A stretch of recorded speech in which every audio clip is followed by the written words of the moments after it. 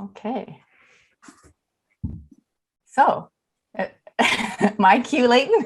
And I pass the torch to my magnificent colleague, Dr. Cynthia Nicol. Okay, great. Thank you.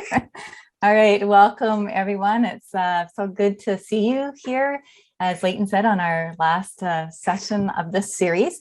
My name is Cynthia Nicol, and I'm a professor in the Department of Curriculum and Pedagogy, and I hold the chair for the David Robitaille Professorship in Math and Science Education. And yeah, it's an honor and pleasure to co-host this fourth session in our series, Reimagining Mathematics Education. I'd like to acknowledge that I am coming to you. Where's my acknowledge slide? Sorry, there it is. I'd like to acknowledge that I am coming to you from the traditional unceded territories of the Hunkaminam speaking people, right where the Fraser River splits. You can see this is the north arm of the Fraser River. And I am just really grateful to have spent so much time here in the last couple of years teaching from my home and being able to get to know this place better so that I can think about how I can continue to keep it in good health. So I think Leighton has already invited you to introduce yourselves and where you are coming from in the chat. I'm going to go back just a couple slides here to start us off with thinking about the supernatural Kunganjad, who has been guiding us through these 4 sessions. This is Mouse Woman, and the design is by Billy Yovanovich. And you can see here the 2 helping hands, symmetrical with the eyes and the hands being guiding us with more than just our eyes and listening, and being able to think about balance and equity at the same time. And Billy says that this design helps us point us in a direction of good thinking towards mathematical adventures. We have, sorry, for some reason my slides are not in the order I want. Here's Billy here talking a little bit about Kunganjad, and he says that Kunganjad, like Mouse Woman, is sort of sneaky, just like math is, in the way that it's hiding in everything. And that she's always there, always helping, and sometimes you don't know why. But just like math, it's always there to help you out and finds a way to help you out. So I think it's a kind of beautiful way of thinking about Mouse Woman as a helper, but also thinking about mathematics as helping you out whenever you may not even expect it, but when it's there when you need it. So in today's session, we're going to focus on quite a new topic we're calling culturally responsive mathematics assessment. And we have a team here of people that you recognize because we've been in previous sessions before, Carol Bob in Hazelton, Joanne Yovanovich on Haida Gwaii, and myself and Joanne Archibald, and Leighton from UBC, along with Janice Novakowski, also from UBC and the Richmond School District. And so we have just been kind of brainstorming some ideas around what culturally responsive mathematics assessment could be. And we want to invite all of us together, including you, to help us kind of co-construct some ideas related to this new area that we're exploring. Another kind of mathematical adventure for us. So I'm going to pass it now to Joanne, who will talk a little bit about and give us an overview of the sessions that we've, that is on another slide. Wow, you're probably getting dizzy from all my back and forth slides here, sorry. This lists all the sessions that we've had so far. And this, we've had the teaching and learning math through place, Indigenous story work through math education, teaching math through social justice, and this final one, culturally responsive math assessment. And now Joanne is going to talk a little bit about some of the highlights through each of those sessions that leads us into thinking about culturally responsive math assessment. So Joanne. Good, thanks, Cynthia. Jump to the other slide. Sorry. Sure, thanks. So, well, great. Oh, there, okay. So through this webinar series, we were fortunate, oh, sorry, I'm too excited to get going, but Kwam Huiam Tasquich, also known as Kwam Kwam Hwiam, and I join you today on the traditional unceded lands of Musqueam, Squamish, and Tsleil-Waututh. And this lovely picture of, the forest area is something we know well around this particular area of the Squamish, Tsleil-Waututh, and Musqueam peoples. We were fortunate to have 13 excellent presenters for this webinar series who helped us reimagine mathematics education through examining the connections between math, community, and culture at diverse geographical, cultural, and educational contexts. So our first session was teaching and learning math through place and land. Next, please. I don't think I can do that. Good. So students found math in nature, such as spirals, and which they connected to Fibonacci numbers, and then they made their own spirals and other math learning that came about, as you can see in this next slide, in their playground. So they were outside a lot in their learning. Next. Math and stories are brought together within a community place, such as a local cafe, where students engaged in solving a math problem through creative storytelling, as you can see in this particular slide. Next. An experience in the forest brings up various math-related ideas along with observation and experiential activities. As you can see the questions here, and you get a sense of what some of the students were wondering about. And traditional Indigenous stories from different nations sparked math ideas through learning about where maple syrup comes from and doing some comparison. Then our next session was Indigenous story work and math education, where we looked at some of the 7 Indigenous story work principles. So I will share some of the highlights from the presentations that focused on one or more of these principles. Stories published by Indigenous authors were used to learn more about the 4 R's of respect, responsibility, reverence, and reciprocity. An Indigenous author and storyteller worked with the students to find math in his stories and his art. And then the students used the stories to portray their story of math learning. So story comes in different cycles here. Next, the Indigenous story work principle of reverence was part of the students getting ready to learn from stories that tree stumps might tell.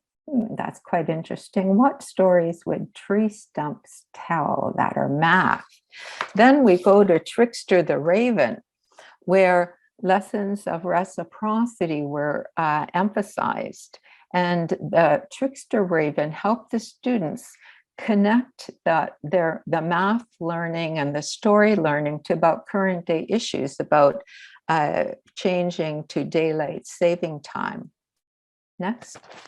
The principle of interrelatedness was experienced with students leading their multidimensional math learning using an Indigenous supernatural character from Haida Gwaii called Wasco. So they were both in the classroom and on the land.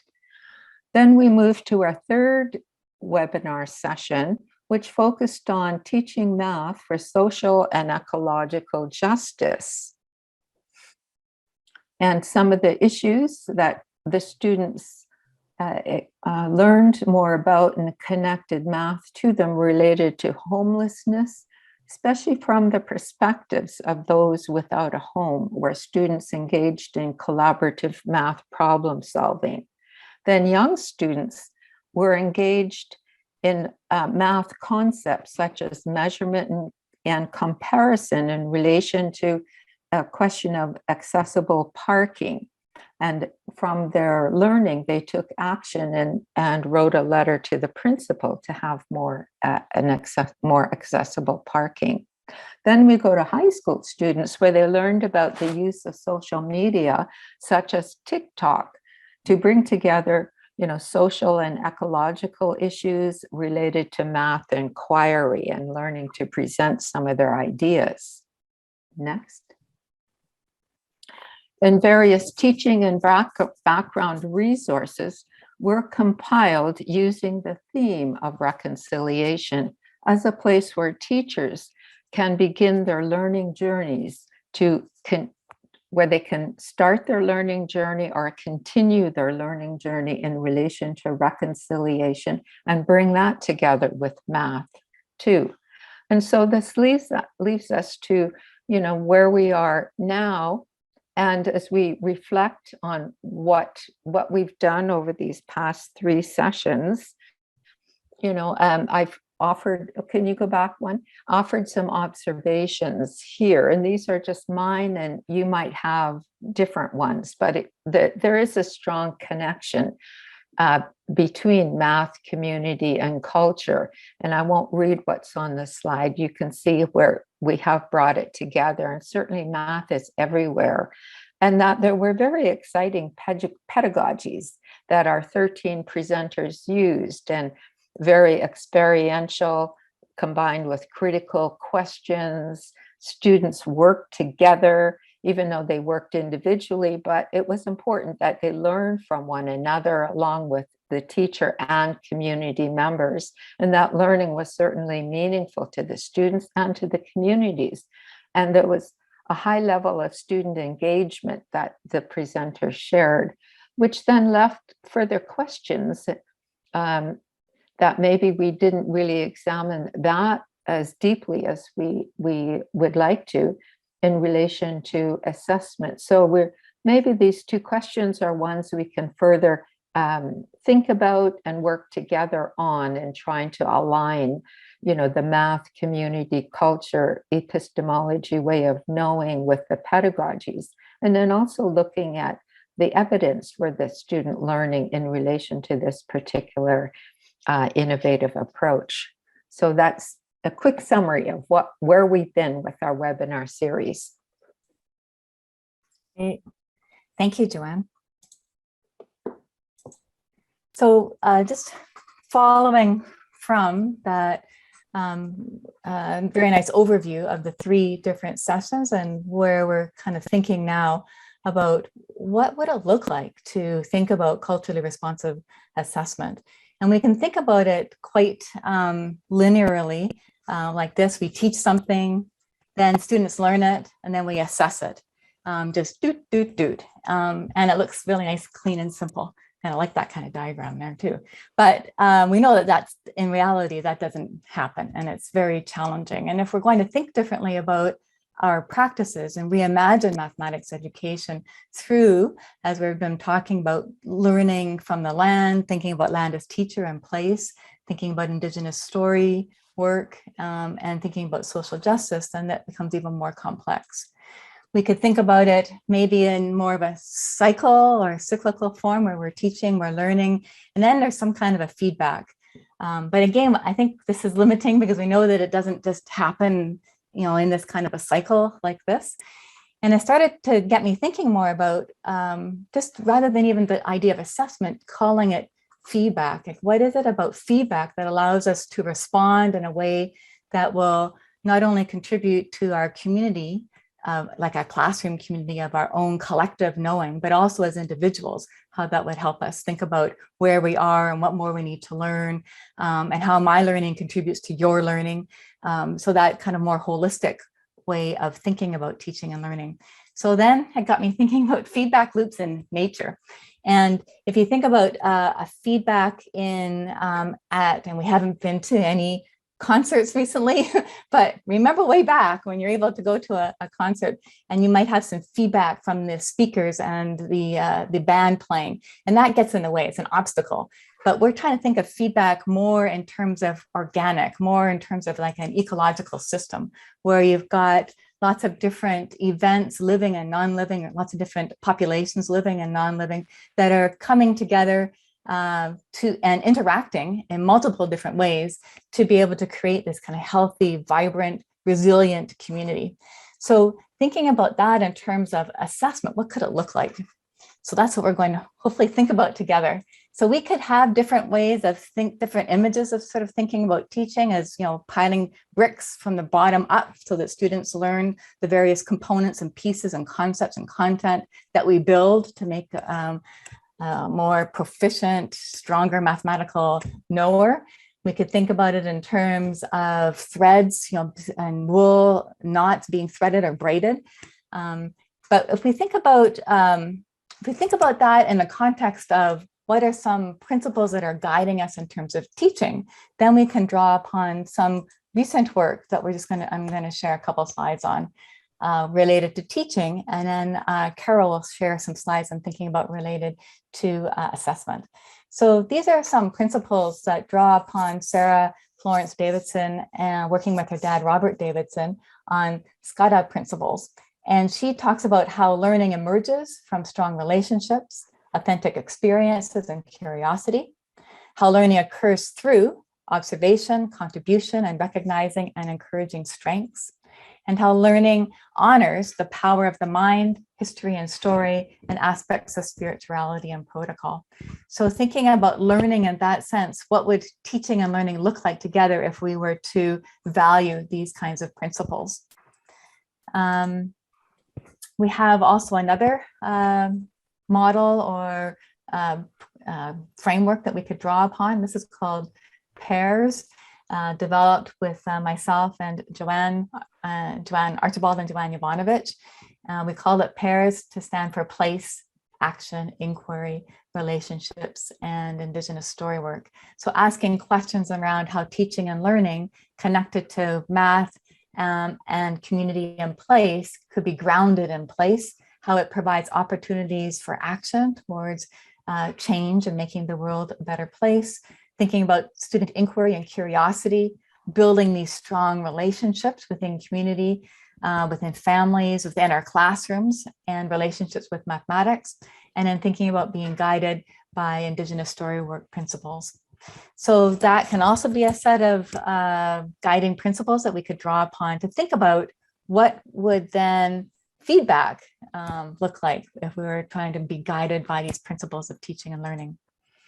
And then finally, looking at some of the research that has been is ongoing in the area of culturally responsive teaching, not just in mathematics, but in general, indicates that we have emphasis on engaging learners in consciousness raising, embracing learners' culture as an asset, something to be used as a strength, considering students' personalized backgrounds, their funds of knowledge is another word that describes that, looking at students' identities and backgrounds and respecting that, focusing more than being respectful, empathetic, or sensitive, but also challenging.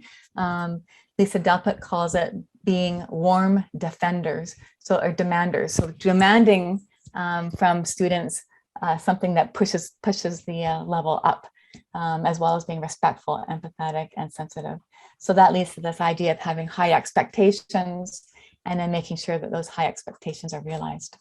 So that gives some ideas, some guiding principles, and some research that has focused on culturally responsive teaching.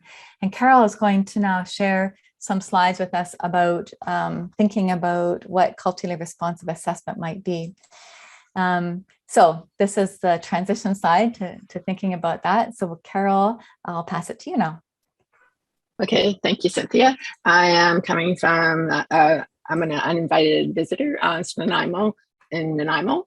And what I've been doing some background research on culturally responsive assessment.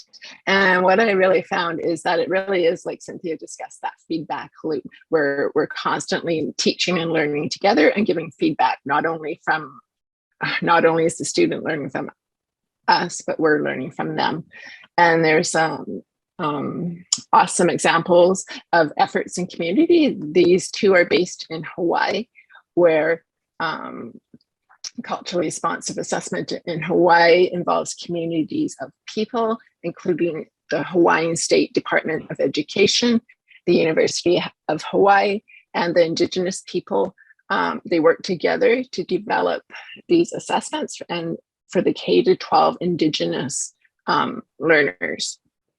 And that's primarily to advance their culture and language. The Hawaiian language, so there was a Hawaiian language program developed. It's called, and I apologize if I'm saying these wrong, I don't speak Hawaiian, Klahapuni Assessment of Educational Outcomes, also known as Ka'io, and I apologize again if I'm not saying that correct. If we take a look at Ka'io, which it's a theoretical framework that is grounded in the principles of community assessment scores, and they're used to advance culture. If you can go back, I'm still on the other slide. Sorry. Thank you. If we work together to value and preserve, we strengthen our culture and empower our community. This will enable us to tell our story. Oh, sorry. You were right. I am on the next slide. Sorry. Okay, so the Ka'io has this theory of action, and that's what grounds the theoretical framework, is what grounds the principles of the community assessment and scores. And these scores are used to advance the culture and language, and this framework builds validity. So if we, in that little if we bubble, it basically says if we work together to value and preserve, we strengthen our culture and empower our community. And this will enable bubble basically says, this will enable us to tell our stories, values, and provide a guide for similar assessments for other Native communities. And with the final result being the advancement of Hawaiian wisdom that honors our past and future generations. So for me, this really just wraps up the Davidson's principles, Sk'ad'a. How do you say that? Sk'ad'a Principles? Yeah. Okay, thank you. That Cynthia mentioned, and the pairs. Oh, sorry. Yeah, it's okay. Okay. Next slide, please. So here are the Ha principles. So this is another framework developed with the Hawaiian community and the state of Hawaiian Department of Education. And really what it is it has 6 principles for interdependent learning for the entire K-12 curriculum. And that place learning is connected to place. So kind of like what you saw with Joy's pictures of the Forest Fridays, with her kids went out into the park and collected things and then told their stories. The performance of dutiful tasks is like the kids in the forest in the other story that we heard. I'm sorry, I don't remember that person's name. Proficiency, the skillful completion is like when Charlie Ray took her kids to the cafe and they had to guess the prices or what was this, do some thinking there. The other one is partnering, collaborative effort. So it's not just collaborative within the classroom, but it's collaborative with the parents, and it's a real sense of community, and in process just really honoring the culture, and which really aligns with culturally responsive teaching. And that's it. Thank you, Carol. I really like these 6 Ps. Like, guess because there's 6 of them and they're all Ps. Besides that, they are. I think they hit at some of the aspects, and you drew from good examples across all of our 3 different sessions. And what's cool is that you came across this after all of these presentations. So there is some research out there that is focusing somewhat on getting at principles for thinking about culturally responsive assessment. And Carol, you've also created a spreadsheet that has a lot of the research, and you've annotated some of that you could that we can share with everybody who's interested in that at the end, right? Okay, good. So I think we've set a good stage to help us start to think about our own experiences and thinking about what culturally responsive assessment might look like. And I'm now going to invite Janice to set the stage for a little bit of sharing and work that we're going to do as co-constructing. Remember, I said that at the beginning, that we're going to work together, co-constructing some ideas based on our own experiences related to culturally responsive teaching and learning. So, Janice. Thank you. So we are going to go into some breakout rooms with facilitated discussion and conversation around this emerging field of study, culturally responsive mathematics assessment. And I do a lot of work in school districts and in schools around assessment, and we have ministry language and district language that comes at us, like proficiency scales, et cetera. And we have to work within those constraints. But it's also, the whole point of this series is to reimagine mathematics education and thinking about opportunities for teaching and for learning, and to make connections to some of the things that we know about pedagogy and practice. And, we saw so many lovely stories, and Joanne summarized, so much of the sharing that has happened in this webinar series that have really focused on instructional practices. And we're moving our instructional practices in ways that are more holistic, are more connected to land and connected to community and culture. But our assessment practices aren't necessarily aligned with those pedagogical practices. And that's the question that has come up from participants in this series over the three other webinars that we've had. And so that's why, we've started researching this area and trying to generate some things like these principles that might inspire us in new ways to think about what assessment might look like. And one of the books that I often think about, it's published by the NCTM, but it's called Math is a Verb. And it draws upon mathematical teaching and learning across many cultures, and how in many indigenous languages in particular, math is expressed through verbing, that idea of doing, verbing, estimating, visualizing, etc. And I think we need to think about that as we think about our assessment practices as well. How do we assess the verbing of mathematics more holistically, more connected to students' personal experiences and identities and cultures? So on the next slide, we have, these are some photographs that I've actually taken. Oh, and I added another one, but it didn't show up. So I thought I updated the slide of the river here near where I live.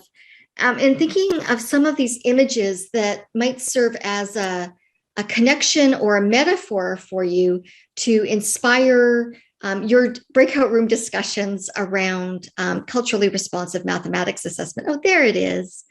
There's the river by my home. So in our sort of working group, as we were thinking about this series, we thought about things like spirals as maybe a metaphor or an image that might help us think about assessment practices or feedback practices. We thought about, that metaphor or idea of weaving, and Cynthia mentioned that earlier about those threads coming together in different ways. And those are examples of student weavings with wool and with cedar, and student spirals with leaves outdoors. And then two images from at the top near where I live, near the river, and that idea of cycles. Is cycles maybe a metaphor or a connection for you in terms of seasonal cycles, tidal cycles, moon cycles, etc., cycles of the day? And then on the right, that idea of branching and rooting and fractals living in there. And maybe that's, a metaphor or an image that helps you think about assessment and feedback when we think about the teaching and learning of mathematics. So hold on to those images. Think about what resonates for you. So I know in our breakout room, the one that I was in, there was a group of 3 of us, and we all actually had similar district roles. So it was a great conversation. We didn't solve the problems of the world in that 12 minutes. I know, I'm sorry, Leighton. But, some interesting themes came up in terms of, and maybe we can just sort of go around and share what sort of ideas came up in your rooms. So for example, in ours, one of the ideas came up was the importance of student identity and being responsive and respectful of student identity and just relationships with our students. And also not just student identity, but how we, the language we use around families and honoring the strengths and knowledge that children bring from their families and seeing that as a positive way, a positive thing, and honoring that knowledge and what they bring to thinking and learning about mathematics. Anyone else from that was breakout room 4? Anyone, Shay or Joy, want to jump in there? Okay. I really liked how you shared about that triangle with the 3 corners of assessment and just needing all 3, the observations, the talk, and the product. That was hit home for me. Thank you. Yeah. We talked about starting points and how, using that ministry triangle in terms of rethinking letter grades is one way to sort of move that thinking beyond, it needs to be a test or a quiz or written down, that there's lots of authentic ways to assess the doing and knowing of mathematics. Great. I guess the only thing I'll add is just that big question of like, what do we count as assessment? I think that's a really good question to ask ourselves. Yeah, we kept that swirled around a lot. So wondering what swirled around for you. Another breakout room want to share what they talked about? Hi. Hi. How's it going? Oh, Sarah, it's so nice to see you. So in our breakout room, sorry, there's like so much noise in my school right now. In breakout room, we were talking a lot about the idea of teaching the skills, but at the same time moving towards a more competency approach to assessment, and that it's not about can they do, I don't know, multiplying with decimals tick, but it's more those competencies that I know that the ministry is trying to move towards and how to approach that. And I felt the struggle of some teachers feeling like they weren't really adequately trained or prepared how to do that. So that was just something that I was thinking about as they were sharing these challenges that they're facing. Thanks, Alexis. Nice to see you.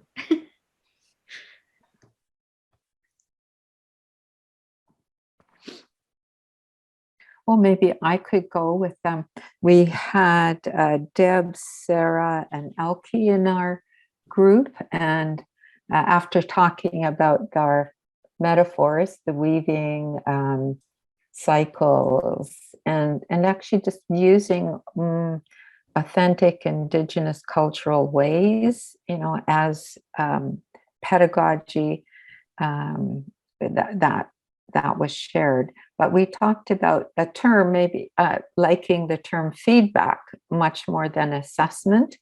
And I think we also talked about the importance of honoring the learner or the gifts that the learner, brings to the setting, along with, the culture and the community, and trying to give that more emphasis and de-emphasizing assessment as a product. So I welcome Deb, Elke, or Sarah to say a bit more if you wish.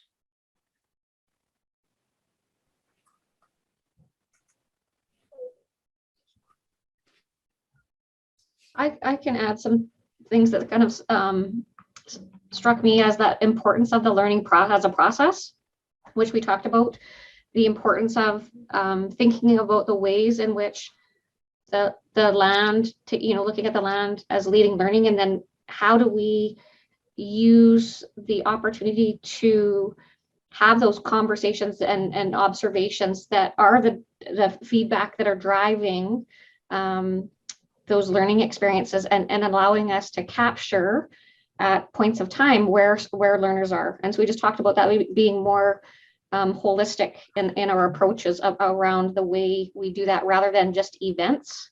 I'm thinking, so I think those are some important conversations that we talked about, and how that when we landed at the feedback piece, we know that culturally feedback is so important in the teaching component, and we see that and through story. And so those were kinds of conversations we thought would really allow us to stretch our thinking and how we are assessing and capturing that assessment with our learners. I hope I captured, because I tried to think about what the others had said. Yeah. Thanks, Deb.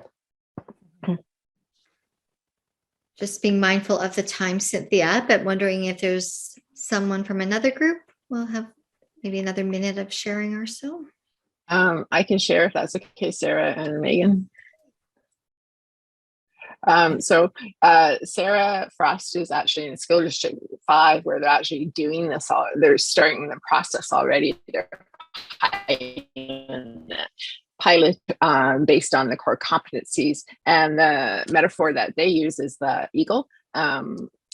She can probably speak to this better because I forgot. I was so fascinated. But they really can take the values and principles of the community and associate with what the kids are thinking and learning, and connect it with the land. And like it's about the land, but they connect it back to the questioning that they were learning. And the other metaphor was spirals from our two gardening teachers in another school. And it's really is that authentic, responsive to what the kids are interested in. So they're more portfolio assessment with parents commenting and giving input as well. Was there anything else, Sarah Frost and Megan and Sarah, that you want to add?